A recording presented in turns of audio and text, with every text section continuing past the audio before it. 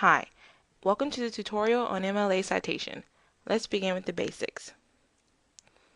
Why cite? There are three main reasons for citing. The first is to give credit to any person whose works and/or ideas you use in your writing. Good papers parcel out credit. If you use someone else's words, ideas, data, or other work, you need to be sure to acknowledge it openly and explicitly. Failure to give credit to another's ideas or works is plagiarism, and the consequences for plagiarism are severe. A second reason to cite is to show readers the materials on which you base your argument. If you relied on someone else's work in order to explain your topic or support your conclusion, you need to say exactly what you used. The third reason for citing your sources is to guide readers to the materials you have used so they can examine it for themselves. Their interest in your paper may be to confirm your work, or to challenge it or explore it further. In general, acknowledging your sources is important for doing honest academic work. So, who is MLA? MLA stands for the Modern Language Association. Why are they styling your citation?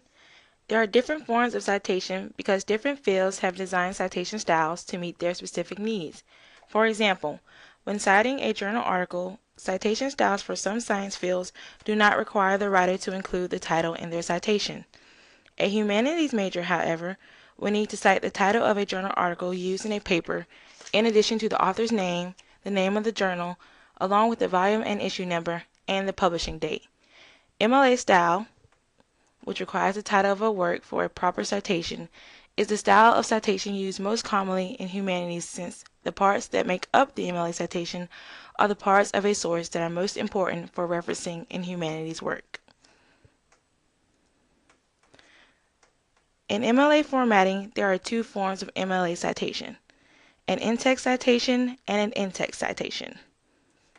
The in-text citation is just what it sounds like, a short citation made within the text of the paper, generally at the end of the sentence, to show that the idea mentioned came from an outside source.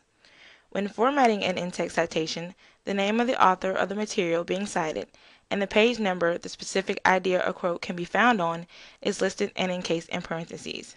So, it looks like this. Open parentheses, author name, page number, and parentheses. Simple, right? However, there is more grammar involved with in-text citation when you are citing a direct quotation. A direct quotation is a quotation made up of the exact words from a piece of writing. In other words, it is a sentence, word, or phrase that you copy directly from an author's work. When citing a direct quotation, the quote should be encased in quotation marks, and, for MLA, the punctuation mark, period, exclamation point, or question mark, should go inside the second pair of quotation marks. Following the second set of quotation marks, you should list the author's name and the page number the quote can be found on, and encase them in parentheses. So, let's say I want to directly quote Dumbledore's famous line from J.K. Rowling's Harry Potter and the Deathly Hallows. Of course it's happening inside your head, Harry, but why on earth should that mean that it's not real? In order to cite this quote correctly, you would place quotation marks at the beginning and end of the sentence, so before of and after real. The question mark would be placed in between real and the second pair of quotation marks. Finally, J.K. Rowling's last name and the page number the quote can be found on should be placed after the second pair of quotation marks and encased in parentheses. Ta-da! Here's your final direct quotation and citation. Open quotation mark. Of course it is happening inside your head, Harry, but why on earth should that mean that it is not real? Question mark. Close quotation mark. Open parentheses, Rowling, 732, close parentheses. The second form of MLA citation is the in-text citation. The in-text citation is a complete citation that is found on the works cited page or the bibliography page. Though the components of a complete citation differ depending on the type of source being cited, it has three essential parts that are required for all sources: the author, the title, and publication data. The author's name is the first bit of information listed, and it must be written last name first. Next comes the title of the work, which is always italicized if typed and underlined if handwritten.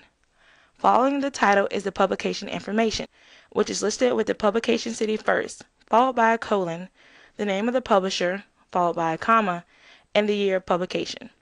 A period finishes it off. So, let's use J.K. Rowling's Harry Potter and the Deathly Hallows as our example of a book that needs a complete citation. We know that the author's name comes first and is listed last name, comma, first name. So we start off with Rowling, comma, J.K. period. Next, we list the name of the book. So Harry Potter and the Deathly Hallows. We italicize it so readers are aware that this is the title of our source. And we end it with a period. The next step is to list the publication data. We list the publication city first, which is New York City, which is always written simply as New York, and follow that with a colon. Next, we list the publisher, and for Harry Potter and the Deathly Hallows, that is Scholastic. We follow the publisher with a comma, and finally list the publication date, 2007 here, and we end with a period. Well, that covers the basics. Remember, there are different components required for citations of different sources. So for a specific look at a certain type of citation, be sure to check out the tutorial specifically made for your resource. Thanks for watching.